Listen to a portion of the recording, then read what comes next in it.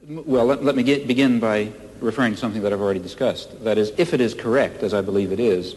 that a fundamental element of human nature is the need for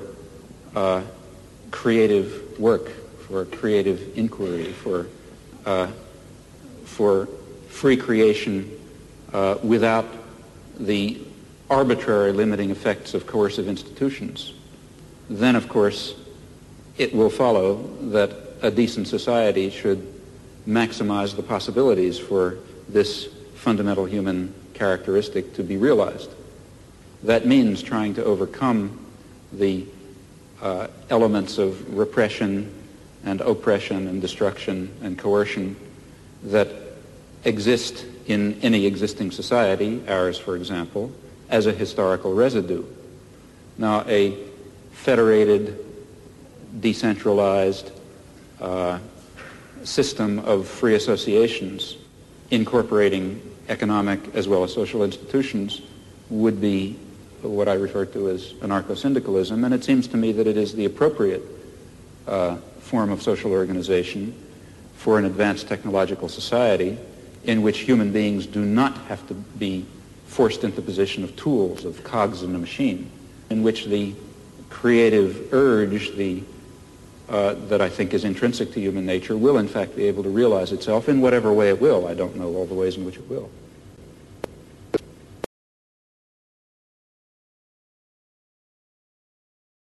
Je suis dans ma démarche beaucoup moins avancée, je vais beaucoup moins loin que M. Chomsky,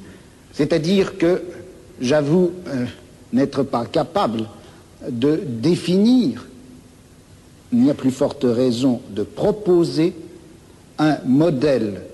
de fonctionnement social idéal pour notre société scientifique ou technologique. En revanche, une des tâches qui me paraît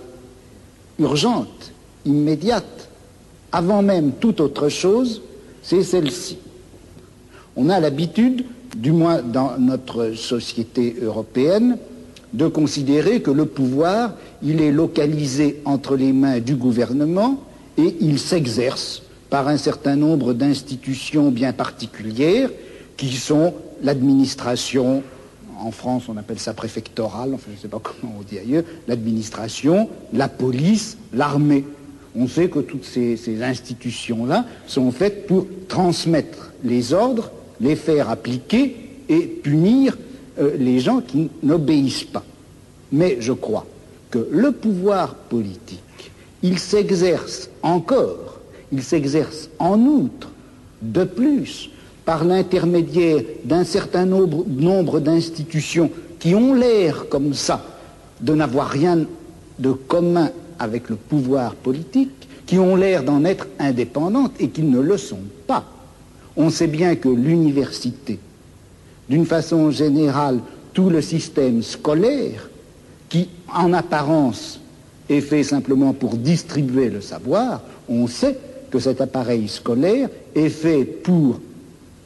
maintenir au pouvoir une certaine classe sociale et exclure des instruments du pouvoir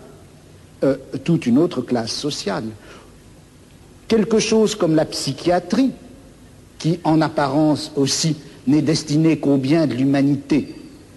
et à la connaissance des psychiatres, la psychiatrie est encore une certaine manière de faire peser un pouvoir politique sur un groupe social. La justice également. Bon, et il me semble que la tâche politique actuelle dans une société comme la nôtre, c'est de critiquer le jeu des institutions apparemment les plus neutres et les plus indépendantes, de les critiquer, de l'attaquer de telle manière que la violence politique qui s'exerçait obscurément en eux surgisse et pour qu'on puisse lutter contre elle. À vouloir tout de suite